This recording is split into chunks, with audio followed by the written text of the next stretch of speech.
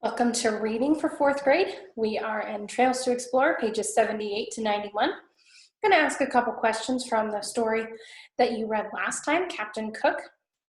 This is lesson 134, just so you get that. And how did Captain Cook feel after he had eaten the goldfish? Remember, Captain Cook was a penguin, but still as a penguin, he felt guilty for eating the goldfish. What did the serviceman think about Mr. Popper?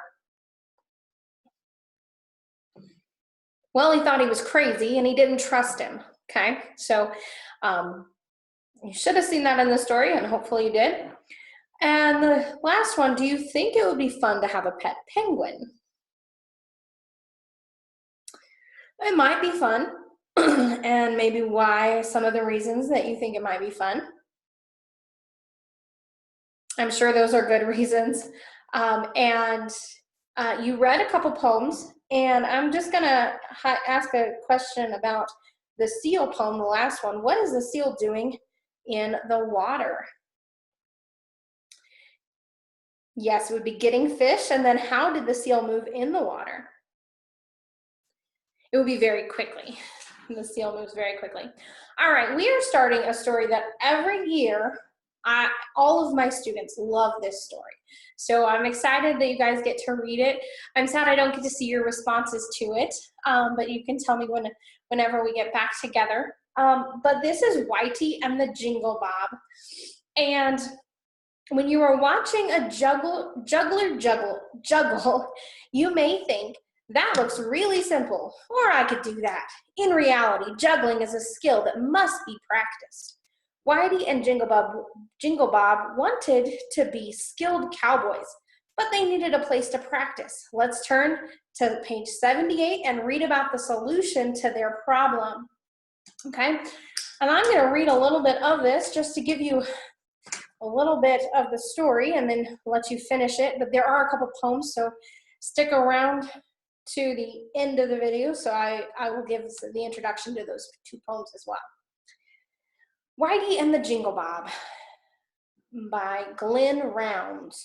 At the time I speak of, Whitey was 10 years old or thereabouts. He had him a hand-me-down Stetson with a rattlesnake skin hat band onto it, and a pair of Uncle Torvald's fancy stitched Fort Worth boots. Jingle Bob was about the same size and probably the same age. He got his name from the second-hand Stetson he wore. The brim of it had been tromped on by a horse at some time, so it sort of hung down on one side, the way a jingle-bobbed calf's ear does. His father was a freighter. He had left the boy with Torval and Whitey one trip, and Jingle Bob had just sort of stayed. Torval was an old-time cattleman with legs that were bowed and drooping red mustache and a stiff arm from getting an Indian arrow in the early days. These three lived by themselves, doing their own cooking, dishwashing, and the like. They ran the ranch with the help of a Sooner dog named Name of Confusion. This particular day, Torval had gone to Lone Tree to get the mail and some other odds and ends. Whitey and Jingle Bob were down in the corral practicing up on their rodeo stuff. You see, there was no great shakes for size. They were no great shakes for size, but nonetheless they figured they were top hands almost.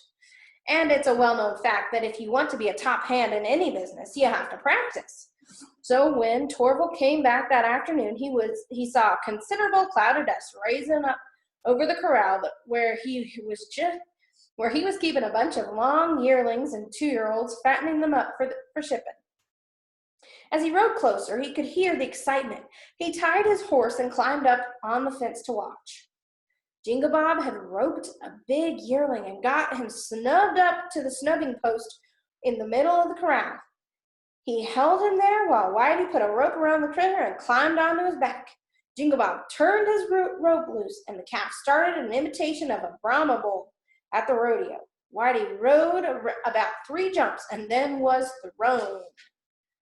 After he dusted himself off a little, he roped another calf, and Jingle Bob tried to ride it.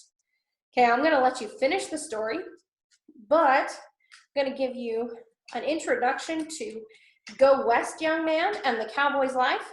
Have you ever wondered what it would be like to live during the pioneer times? Would you like to travel in a covered wagon and have miles and miles of land between you and your neighbor? Go West, Young Man is a poem urging people to move to the West.